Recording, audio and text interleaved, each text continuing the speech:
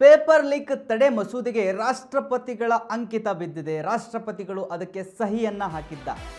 ಸಾರ್ವಜನಿಕ ಪರೀಕ್ಷೆ ಅಕ್ರಮ ತಡೆ ಏನಿದೆಯಲ್ಲ ತಿದ್ದುಪಡಿ ಮಸೂದೆ, ಮೊನ್ನೆ ಸಂಸತ್ನಲ್ಲಿ ಮಸೂದೆಯನ್ನು ಮಂಡಿಸಲಾಗಿತ್ತು. ರಾಷ್ಟ್ರಪತಿಗಳ ಅಂಕಿತ ಬಾಕಿ ಇತ್ತು.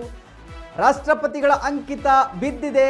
ಇವಾಗ ಅದು ಆಕ್ಟ್ ಆಗಿ ಬರುತ್ತೆ ಮುಂದೆ. ಪೇಪರ್ ಲೀಕ್ ತಡೆ ಮಸೂದೆಗೆ ರಾಷ್ಟ್ರಪತಿ ಅಂಕಿತವನ್ನು ಹಾಕಿದ್ದಾರೆ. ಸಾರ್ವಜನಿಕ ಪರೀಕ್ಷೆ ಅಕ್ರಮ ತಡೆ ಇದೆಯಲ್ಲ, ಅದು ತಿದ್ದುಪಡಿ ಮಸೂದೆ 2026ಕ್ಕೆ ಇವಾಗ ರಾಷ್ಟ್ರಪತಿಗಳು ಸಹಿಯನ್ನ ಹಾಕಿದ್ದಾರೆ. ಅದು ಆಕ್ಟ್ ಆಗಿ ಮುಂದುವರ್ಕೊಂಡು ಹೋಗುತ್ತೆ. ಆ ಆಕ್ಟ್ ಪ್ರಕಾರ ಏನೇನಾಗಬೇಕು ಆ ಎಲ್ಲವೂ ಕೂಡ ಆಗ್ತಾ ಹೋಗುತ್ತೆ. ಮಸೂದೆಗೆ ಸಹಿ ಹಾಕಿದ್ದಾರೆ ರಾಷ್ಟ್ರಪತಿ ದ್ರೌಪದಿ ಮುರ್ಮು ಅವರು. ಸಂಸತ್ನ ಉಭಯ ಸದನಗಳಲ್ಲಿ ಅಂಗೀಕಾರಗೊಂಡಿದೆ ಮಸೂದೆ. ಕಾನೂನಾಗಿ ಮಾರ್ಪಟ್ಟಿದೆ ಪರೀಕ್ಷೆ ತಿದ್ದುಪಡಿ ಮಸೂದೆ.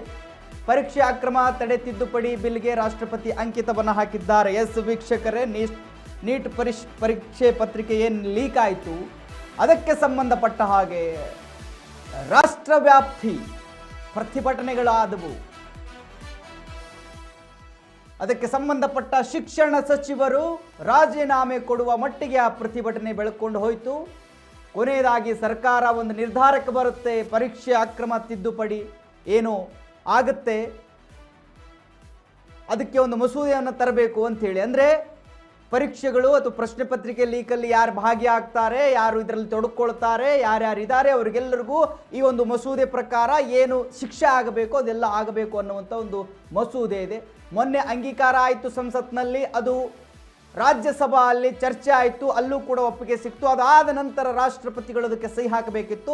ಅದಕ್ಕೆ ರಾಷ್ಟ್ರಪತಿ ದ್ರೌಪದಿ ಮುರ್ಮು ಅವರು ಸಹಿಯನ್ನ ಹಾಕಿದ್ದಾರೆ. ಅದು ಆಕ್ಟ್ ಆಗಿ ಇನ್ನು ಮುಂದೆ ಮುಂದುವರಿಯುತ್ತೆ.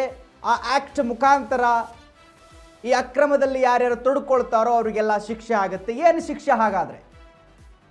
ಆಕ್ಟ್ ಪ್ರಕಾರ ನೋಡಿ, ಗುಂಪುಗಳನ್ನ ಕಟ್ಕೊಂಡು ಸಂಘಟಿತವಾಗಿ ಪ್ರಶ್ನೆ ಪತ್ರಿಕೆ ಲೀಕ್ನಲ್ಲಿ ಯಾರಾದರೂ ಭಾಗಿಯಾಗಿದ್ರೆ ಅವರಿಗೆ 10 ವರ್ಷ ಶಿಕ್ಷೆ ಆಗುತ್ತೆ, ಜೈಲಲ್ಲಿರಬೇಕು.